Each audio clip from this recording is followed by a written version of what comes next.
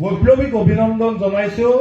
এই কাৰণেই জনাইছো যে আজিলৈকে কেৱল এইটো কেছ বুলিয়ে নহয়, আজিলৈকে অখিল গগৈৰ নামত যিমানবিলাক কেছ হৈছে, চৰকাৰে যিমানবিলাক কেছ অখিল গগৈৰ ওপৰত জাপি দিছে, সমস্ত কেছবিলাকত 1 টকা এটা নোহোৱাকৈ শান্তনু বৰঠাকুৰে আইন আদালতত অখিল গগৈৰ হৈ আইনী যুঁজবিলাক চলাই লৈ আহিছে। আৰু সেইকাৰণে আমি শান্তনু বৰঠাকুৰক প্ৰথমতে বৈপ্লৱিক অভিনন্দন জনাইছো। আমি অভিনন্দন জনাব বিচাৰিছো মনজিৎ মহন্তক। আজিৰ তাৰিখত কৃষক মুক্তি সংগ্ৰাম সমিতিৰে হওক বা অসমৰ জাতীয় জীৱনত যেতিয়াই কোনো এটা দুৰ্যোগ হৈছে, তেওঁ সদিয়াতে মাতক অথবা ধুবুৰীতে মাতক, তেওঁ নিজে গৈ তাত উপস্থিত হৈ ৰাইজৰ লগত তেওঁলোকৰ যুদ্ধত চামিল হৈছে।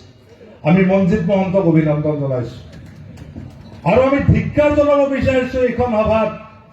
আপোনালোক আটাই জানে যে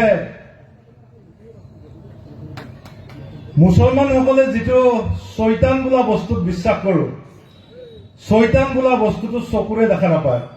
কিন্তু আমাৰ কাৰণে এটা পৰম সৌভাগ্যৰ কথা যে অসমত আমি শৈতান দেখিলেই চিনি পাব পৰা হৈছো, কাৰণ হিমন্ত বিশ্ব শৰ্মাৰ ৰূপত শৈতান লুকাই আছে, এই কথা অসমৰ সকলো মানুহে জানে।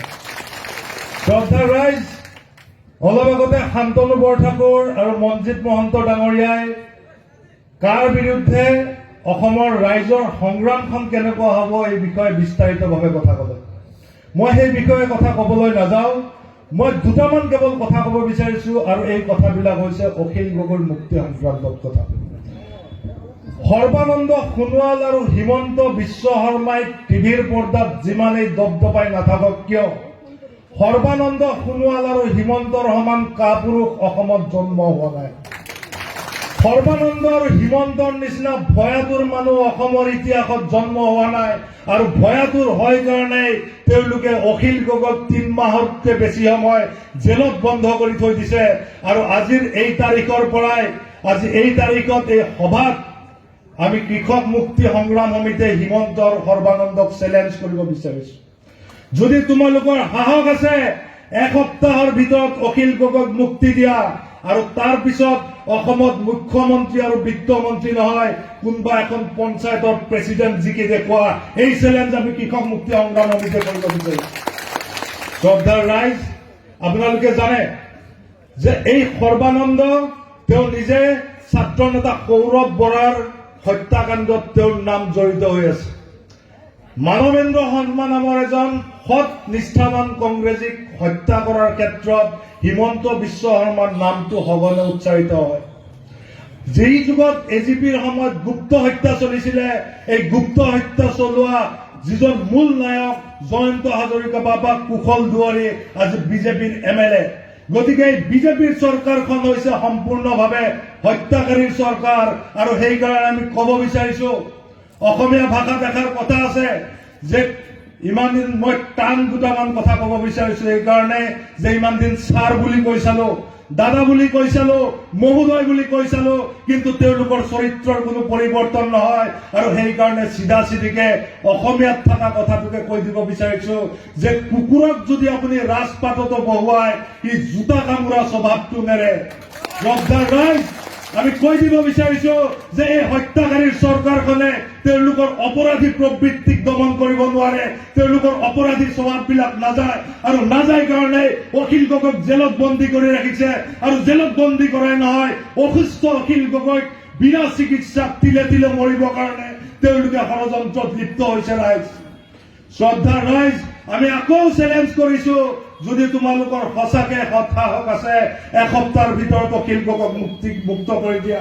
আৰু তোমালোকক অসমৰ ৰাজনীতিৰ পৰা কেনেকে উৎখাত কৰিব লাগে, এই কথা কৃষক মুক্তি সংগ্ৰাম সমিতি আৰু অসমৰ ৰাইজে দেখুৱাই দিব।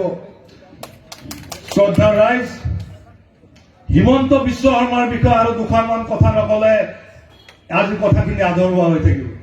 আপোনালোকে জানে যে অসমৰ আজি চাহ জনজাতিৰ মানুহে হওক, ৰাভাই হওক, বড়োৱে হওক, অসমীয়াই হওক, কাৰ্বিয়ে হওক, সকলো জাতি জনগোষ্ঠীৰ মানুহে সংবিধানখন বচাবৰ কাৰণে, সংবিধানৰ ধৰ্মনিৰপেক্ষ চৰিত্ৰক বচাবৰ কাৰণে হাতত হাত মিলাই কান্ধত কান্ধ থৈ আটায়ে যুঁজৰ কাৰণে আগবাঢ়ি আহিছে আৰু অকলে কৈছে লাগিলে আমাক গুলিয়াই মৰা, তথাপিও ভাৰতবৰ্ষৰ যি সংবিধানৰ ধৰ্মনিৰপেক্ষ চৰিত্ৰ, এই ধৰ্মনিৰপেক্ষ চৰিত্ৰ নৰেন্দ্ৰ মোদীৰ নিচিনা দগাবাজ আৰু হিমন্ত বিশ্ব সৰ্বানন্দৰ নিচিনা দগাবাজহঁতক আমি শেষ কৰিবলৈ নিদিওঁ। এই কথাটো কোৱাৰ পিছত এতিয়া অখিল গগৈক তেওঁলোকে জেলত ভৰাই থৈ দিছে আৰু তাৰ পিছত তেওঁলোকে অসমত হিন্দু আৰু মুছলমানৰ ৰাজনীতি নতুনকে কৰিবলৈ আৰম্ভ কৰিছে। নতুনকে কেনেকে আৰম্ভ কৰিছে ৰাইজ? কিছুদিন আগতে আপোনালোকে শুনিবলৈ পাইছে চাগে, হিমন্ত বিশ্ব শৰ্মাই এষাৰ কথা কৈছিলে, অসমৰ মিয়া মানুহখিনিক টাৰ্গেট কৰি এটা কথা কৈছিলে যে 2021 চনৰ যিটো ভাষাৰ পিয়ল হ'ব তাত মিয়া মানুহখিনিক তেওঁ হেনো অসমীয়া বুলি লিখিবলৈ বাধ্য কৰাব। আপোনালোকৰ হাঁহি উঠেনে নাই এই দগাবাজৰ কথা শুনি? হিমন্ত বিশ্ব শৰ্মাই মিয়া মানুহক অসমীয়া ভাষা মাতৃভাষা বুলি লিখিবলৈ বাধ্য কৰাব নালাগে। এইটো এনেকুৱা এটা কথা হৈছে যে হিমন্ত বিশ্ব শৰ্মাই পানীত থকা মাছক সাঁতুৰিব বাধ্য কৰিম বুলি কৈছে।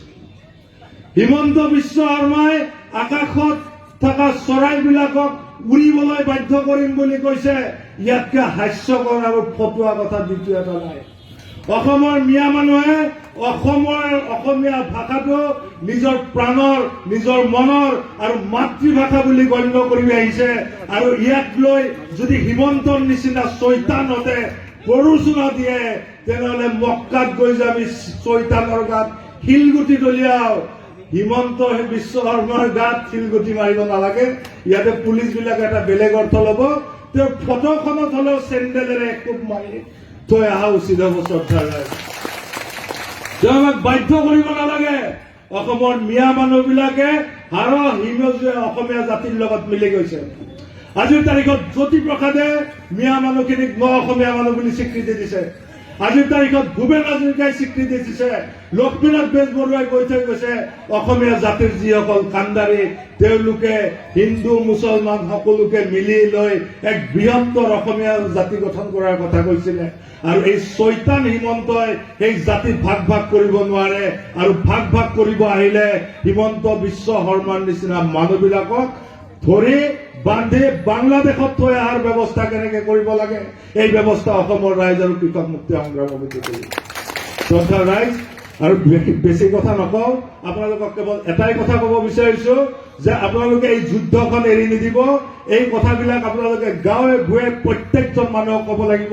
আৰু বিজেপি চৰকাৰৰ কোনো ধৰণৰ সাম্প্ৰদায়িক আৰু উচতনিমূলক বক্তব্যত কোনো যাতে প্ৰৰোচিত নহয়, প্ৰভাৱিত নহয় আৰু তেওঁলোকক যাতে কোনো ধৰণৰ সুযোগ নিজৰ কথা আৰু কামেৰে নিদিয়ে, এই আহ্বান জনাই মোৰ চমু বক্তৃতা মই ইয়াতে সামৰিছো। ধন্যবাদ। ইনকলাব জিন্দাবাদ।